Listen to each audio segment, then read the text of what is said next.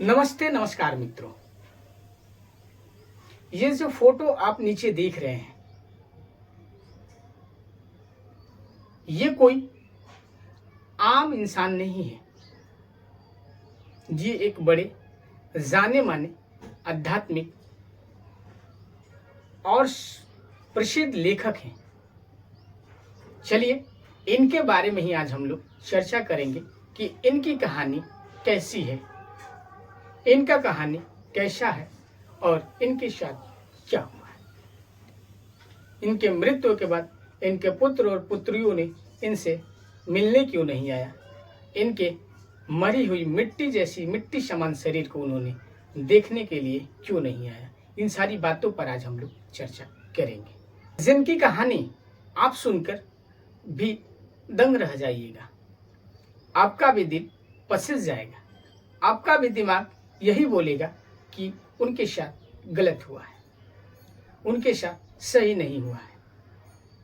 वो भी एक कोई छोटे मोटे शख्सियत नहीं है, एक महान शख्सियत के रूप में जाने जाते हैं। हाँ साथियों, मैं उनके बारे में बात कर रहा हूँ जिनका नाम श्रीनाथ खंडेवाला है और ये वाराणसी के रहने वाले थे। जी हाँ साथियों, इनकी कहानी इतनी मार्मिक है, इतनी मार्मिक है कि आप सुनकर भी आपका कलेजा बाहर निकल आएगा। साथियों, एक जमाना था कि ये एक आध्यात्मिक साहित्य लेखक के रूप में जाने जाते थे।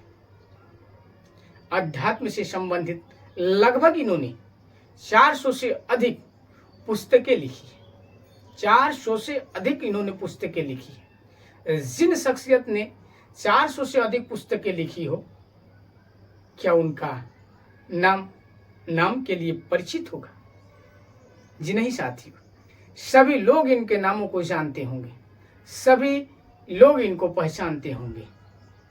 वो भी ऐसे लेखक थे जो आध्यात्मिक साहित्य से जुड़े हुए व्यक्ति थे, आध्यात्मिक साहित्य से जुड़े हुए व्यक्ति थे। लेकिन कहा जाता है ना कि समय का चक्र जब घूमता है तो अच्छे अच्छे लोग भी स्थिति अच्छे से खराब होने में समय नहीं लगता है। जी हाँ, इनकी कहानी वैसा ही है। एक समय हुआ करता था जब ये 80 करोड़ के मालिक हुआ करते थे। इनके पास लगभग 80 करोड़ की संपत्ति हुआ करती थी। कहा जाता है कि कलयुग में जो ये समय चल रहा है, जो ये कलयुग का चक्र चल रहा है, इस कलयुग में लोगों को अपनों से प्यार नहीं है, अपनों से प्यार नहीं है, अपनों के धन और संपत्ति से प्यार है। अपनों के धन और संपत्ति से प्यार है। अपनों से प्यार धीरे धीरे अब खत्म होते जा रहा है। लोग अपने भाई को, अपने माता को, अपने पिता को भी पहचानने से इनकार कर दे रहे हैं। ठीक वैसे ही श्रीनाथ खंडेलवाला के साथ हुआ है, जिन्होंने 400 से अधिक आध्यात्मिक साहित्यिक पुस्तकें लिखी हो, जिनके पास 80 करोड़ से अधिक संपत्ति हो। वो व्यक्ति क्या इस प्रकार से जी सकता है? आप भी सोच के दंग रह जाइएगा। साथियों, ठीक यही हुआ है। इनके जो पुत्र थे, इन्होंने अपने पुत्र को पढ़ाकर उनको एक अच्छा और सफल बिजनेसमैन बनाया। अपने पुत्री को पढ़ा लिखा कर सुप्रीम कोर्ट के एक अच्छे वकील बनाया। लेकिन जब समय का चक्र और जब समय का पहिया घूमता है तो तब क्या होता है आप जानिए। एक समय हुआ करता होगा जब इन्होंने उन दोनों के लिए अपनी सारी संपत्ति कुर्बानी कर दी होगी। जिन जिन चीज की आवश्यकता पड़ती होगी, जिन जिन वस्तुओं की आवश्यकता पड़ती होगी, वो सारी चीजें इनको प्रोवाइड कराते होंगे।